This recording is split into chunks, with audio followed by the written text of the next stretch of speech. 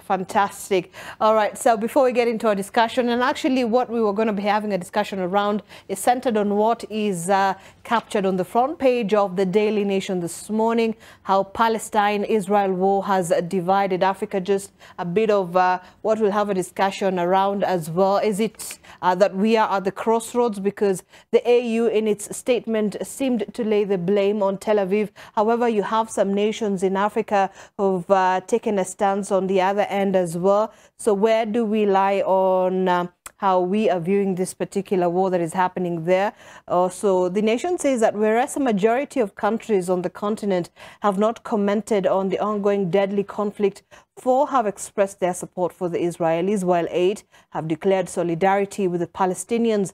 9, however, have maintained a neutral position, painting a picture of a split in Africa. So you can see there the countries that are pro-Israel include Kenya, Zambia, Ghana, and DRC. And those who are pro-Palestine include Sudan, Djibouti, South Africa, Algeria, Namibia, Tunisia, Libya, as well as Mauritania.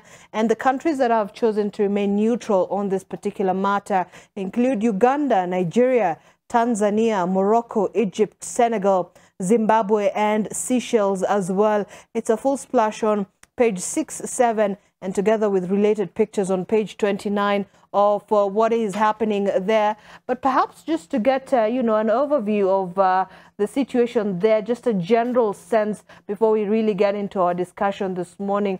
In fact, let me begin with Professor Macharia. When you're looking at the situation in you know, the Israel-Gaza conflict that really has just escalated into perhaps one of the most intensified conflict in decades that we've seen, what do you make of that situation? Well, it's very sad that there is that intense fighting. In fact, the biggest since 1973 that one can think of. And the repercussions, we don't know what they will be, whether the other countries in the Middle East will join as they did in 1973 by way of oil diplomacy. They're using oil as a weapon of war, which dislocated the entire global economy. And some of the messes we have today can be traced to that side. But looking at the report you put there about the split in Africa, it's understandable in the context of the colonial experience. And the two sides in terms of religion, it's a religious, it has a religious bearing. The two sides claim the same territory, and they supposedly are descendants of the same great-grandparent, Abraham, the patriarch, and they just disagree on who supposedly should be there. And so they fight very intensely. Now, African countries, having been subjected in one way or another to religious influence of the Arab Islamic type, and then of the European Christian type, and there are sentimental bearings on this. There is a lot of Kenya, for instance, is heavily sentimentally pro-Israeli. Right. And from the time of independence, Israel being the first country to establish residential presence in Nairobi just before independence. Right. There's that strong identification Kenyans have because many of them are Christians officially. You have some of those other countries, they have predominantly Islamic and therefore have that religious attachment. Others are looking at it in terms of anti-colonial struggle. The South Africa made it very clear that it supports Palestine because Palestine supported South Africans in the struggle against apartheid. Right. So there are a lot of forces at play in the presence. And those that are remaining neutral, they choose not to be caught in a fray that may not necessarily theirs. All right. All right, Prof. And we'll come back to the complexities of the matter, really. But Muliro, when you're looking at this situation, just generally speaking, before we get into a deeper conversation, where do you think the problem lies? Let's think, first, thank you very much this morning. And then I think the way Prof has mentioned, you can see historical. It's not a very short-term right. conflict. It's one of the longest ever conflict, and they have a history of coming from one place. And then the SOA, at the core of this conflict, is the issue of territories, who owns where. And this is also heavily linked to the fact that the international community has not been so clear on the recognition of those nations. On one side, the Arab nation under the Palestinians, and on the other side, the Jewish Israeli that appear internationally to receive more favor from the global powers. Right. And therefore, the other side feels like two things. One, totally abandoned by the international community, and number two, oppressed by a group that it feels is occupier. And the other side, Israel feels like it is besieged between a group that is of the Arab world, and therefore it is an island that is feels targeted by terrorist activities. And therefore we find that at this time it is, it is just something that has been festering for a long time, trying here and there to whitewash it. But always it has been expected that at one time, right. Given the defensive, oppressive, and aggressive mechanisms Israel has put in place, and also the terrorist advances of the Palestinians, it was bound to explode right. to this level. But we didn't expect it to have such extreme impact on the civilians, especially children, women, and the vulnerable groups. From both sides. From both sides. All right. Suddenly, Dr. Abdisamad, the violent escalation, like Muliro says, is not uncommon. However, this appears to be quite different. And this situation is a direct result of the 25 years of occupation Israel in Palestine. If you look at the map of Israel today, from north to south is 470 kilometers. From east to west is 135 kilometers. In other words, it's a 20,000 kilometer square. It's less than Madera County. In fact, the source of a conflict between Palestinians and Israel is based on 4 issues. The first one, the issue of the right of return. Who is going to return? For instance, Israeli, they believe any Israelis can go back to promised land, while the 6 million Palestinians, they are refugees in Lebanon. They don't have a right to return. 60% of the population of Jordan are Palestinian origin. They have no right to return.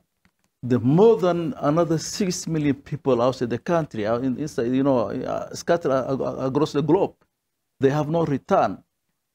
Compared to Israelis, if you're a Jew, if you came from Russia, you have right to return. They're coming from Poland, they're coming from Eastern Europe, they're coming from America, they're coming from England, they have right to return. So why the Palestinians, they deny to return their own land? That's one issue. The second issue is the issue of the Qudus, the Jerusalem. Why the Israel, they believe Jerusalem is undivided capital of Israel. And also the Palestinians, they believe, Jerusalem, East Jerusalem is a future, capital city of Palestine.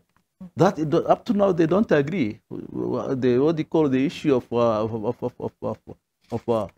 Jerusalem. The other issue is the issue of settlements. As we speak right now today, this year alone, Israel, they built more than 13,000 houses inside the what they call West Bank and Gaza. Still, the colonial settlements is expanding day by day. The other issue, the issue of the water. There's no water in those areas. The only source of water is Jordan River. Jordan River, they occupied in 1967. So the question is, the other issue is, even the West Bank itself, Right. they divided the West Bank into 224, ghettos, Islamists, separated by what they call each other. In addition to that, there's 560 checkpoints inside the West Bank by the Israeli what they call Israeli military. In addition to that, for the last, there's a 5 war in Gaza as we speak right now. The last one, it lasted 51 days. So when they became the children, the civilians, what do you call the doctors, the media personalities became the target. So these are the fact that the direct result of the occupation of the Israelis. In addition to that, if you talk about the Israelis issues, if you're a foreigner and you support Palestinians, you're anti-Semitic. If the Palestinians they start militarily, if they seek for freedom, they are terrorists. All right. If they organize peaceful demonstration, they say these people they're what you call the violent. Okay. If Jewish themselves, if they support the Palestinians, they call the self-hate Jew. So it's a lot of the situation they named a lot. It's a direct situation of what was going on for the last 57 years. All right. So the only solution is two-state solution. In 1993, Oslo Accord, the Palestinians, they recognized BLO, they recognized the state of Israel. And I want you to hold on to that thought, Dr. And especially on the issue of the Oslo Accord as well, the peace process. But we're going to come back to that as we try and find solutions, perhaps, from our own perspective on the situation happening there. Let's just wind up quickly on the paper as well. Let's see what else we have inside here. So, Mambo N Matatu could land you in jail. I don't know if you gentlemen have heard of that phrase, Mambo N Matatu. Well, that is going to be quite risky in terms of the legal consequences for the use of those that particular phrase, let me say, Mambo N Matatu, accompanied by the 3-finger sign without permission from President William Ruto. In a bid to protect the phrase, lawyer Adrian Kamodo says Dr. Ruto trademarked Mambo N Matatu, making it a protected intellectual property. The phrase first gained prominence last month when President Ruto issued a stern warning to the sugar sector cartels, and now the catchphrase was later picked up by business people as they printed merchandise. However, the lawyer says anyone seeking to use the phrase alongside the 3-finger sign must seek Dr. Ruto's permission, all right? So now this is what is happening, that any person who desires to exploit the phrase is now, and I quote, obliged to seek the consent from the registered owner, who is the president, to avert legal consequences of property rights infringement. There you have it. You see that sign? If you do this, you risk getting some legal repercussions. Mambo N Matatu, be very scared of using that 3-finger sign together with saying Mambo N Matatu, because now it's has been trademarked. Muliro, I hope you've not used that phrase before, but if you have, I hope you will not do it again, because things are different now. Maybe we expect that phrase to be somewhere in 2027 campaigns. So it's being rain-fenced. Rain-fenced. Yes, to be used in future. All right. But I don't know what is behind that. But for politicians, anything that puts them apart and in the limelight, they own it. So maybe we'll hear more about that in 2027. We might. Prof, as you join us from the other side, I don't know if you've heard of Mambo N Matatu, but there you have it, now trademarked, and people will not be able to use it now. Well, I've heard of Mambo N Matatu. Whoever advised the president or whoever is trying to do that is very ill-advised. How so, Prof? In the first place, yeah, he's ill-advised, whoever it is that is pushing that argument. The president is a public figure, and everything he does is public. It's not a private affair. And if it is tested in court, I think they'll have a little problem. So you're overreaching yourself. And so my thinking is that whoever has that in mind should drop it. and not embarrass himself or herself in the name of protecting the president. The president does not need protection. And for that person, because I don't think it's the president who has come with it, maybe some of his people come up with now. It sounds like a good trade slogan. Let's own it and claim it. So you're saying by the mere fact that the president is a public figure. He may have been the first to say Mambo N Matatu in public as a public issue. It is not a new concept. All right. About three things. It's not. And since it's not a new concept, to say that he owns the concept is something else. And I think they should tread carefully before they start imposing some restrictions on what people can think and say. It is ill-advised. Okay, all right. Intellectual property, they call it. Dr. Abdulsamad, you wanted to add on this? No, it's okay. I agree with him. What bro says about this enough. Right. He's dealt with that. Now we wait to see if anyone will go and challenge this in court as well. Meanwhile, lawmakers order audit on KU Kigali Arusha campus. That's a story you can find inside the DN. Also, 5 police officers arrested for corruption on highways. It's a statement that was released by EACC that it's arrested a number of police officers, including Inspector Josh Rotich of Kisumu Central Police Station, who allegedly demanded $500,000 bribe to withdraw charges against a transporter and release his detained goods. Meanwhile, Kindiki says will soon reveal planners of the Lamu attacks. That's the Interior Cabinet Secretary, who says the government will reveal the planners of and financiers of the perennial Lamu attacks before the end of this week.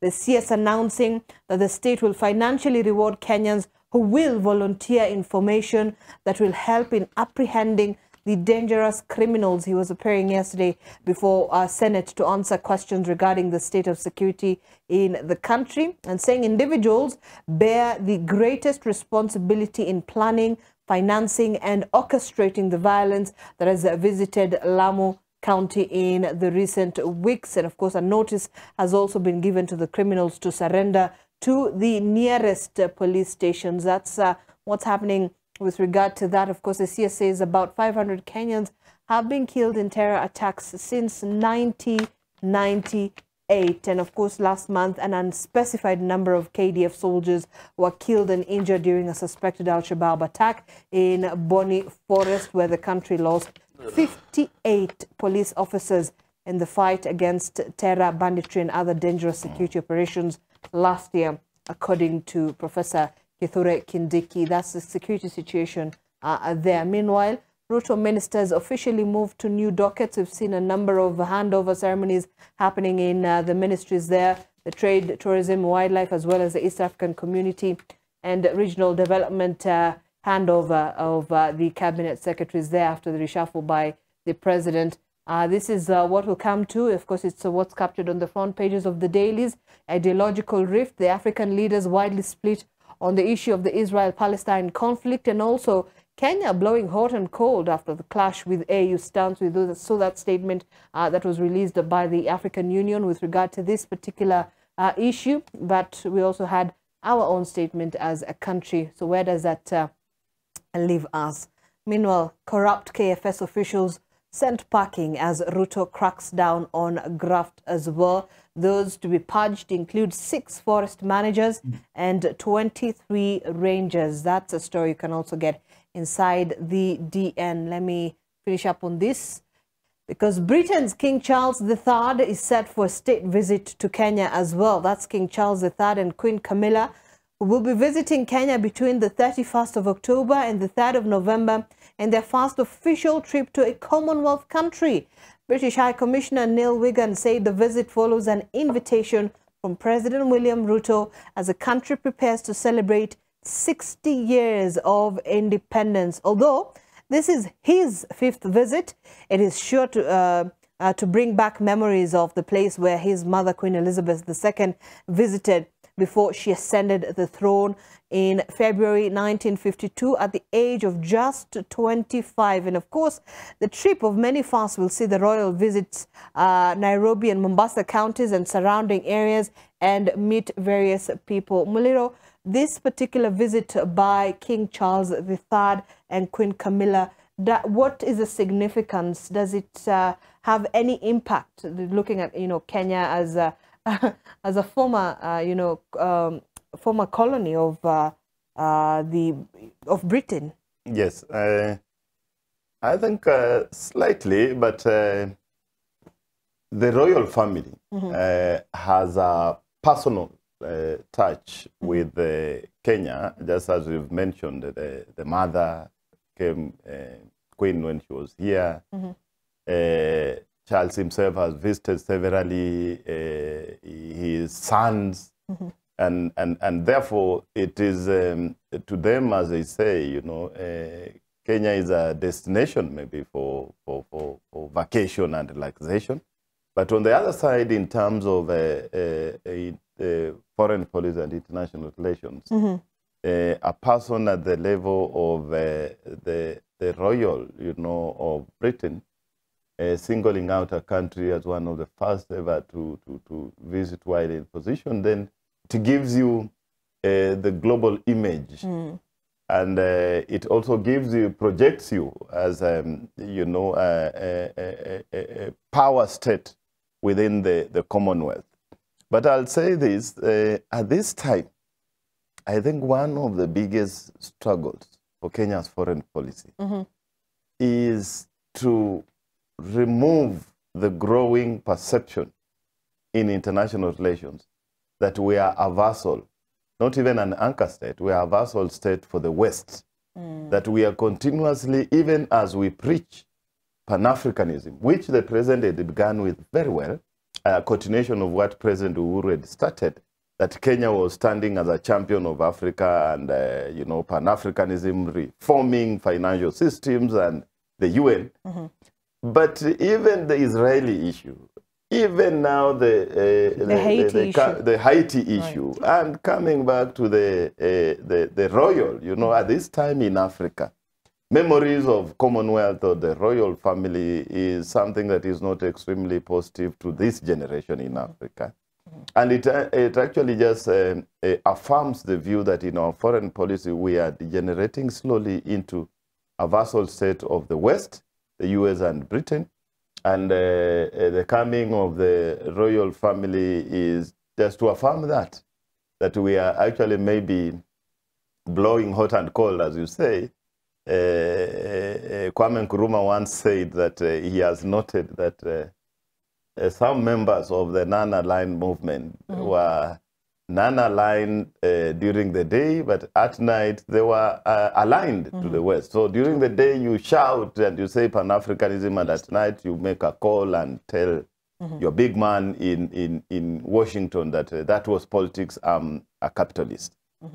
Yes. Dr. Abdiwahab, your thoughts on that, and what does it mean for Kenya's foreign relations, and really the diplomatic relations we share with European countries like the British? Basically, royal family has a historical relationship with Kenya. So coming at this time, I think they're coming for tourism. Just they can go and visit, Masai Mara and those areas, and then they're going back to the palace. Nothing more. I think we're not expecting anything more than that. Basically, they may come here, see the country, boost what they call the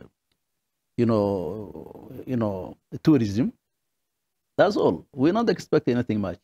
But we've been told here that the king will take time to deepen his understanding of the injustices suffered by the people of Kenya during the period. Of course, this is the colonial period as well. So perhaps this might have some sort of significance.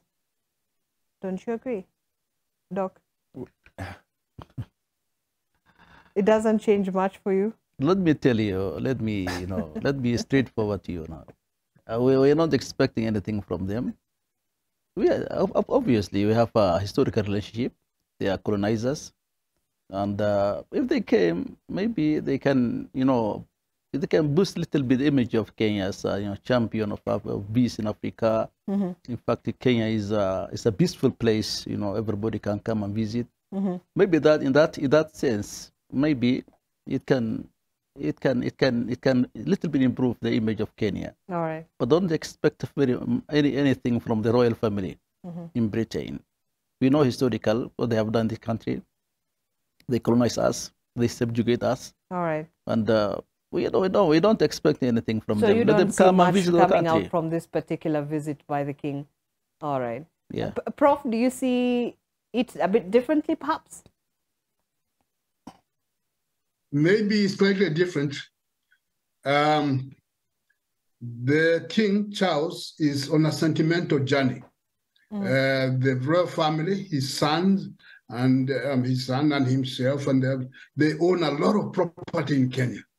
Big lands. People complain about lands. They own big lands and ranches and all those things in Kenya. So there is a sentimental value to that. The coming to Kenya as a first stop, it shows how close Kenya remains as part of the extension of the British Empire. It's never left completely. And we actually do have British troops, the Batuk, that keep on training in this place. Sometimes they get into a little problem here and there because some people die or are maimed or whatever it is. So there is a sentimental value to it. And there are some people in Kenya who are also sentimentally attached to Britain. And so this is good for them. As for the king saying that he's going to learn more about the atrocities, his government, because everything in Britain is done in the name of the king or the queen, committed. It's a good statement from, sounding as if there is reconciliation. He's coming to learn nothing new. He already knows. And then his people, the historians there, they've already said, this is what happened. And so the best thing he can do is to come and apologize in Kenya.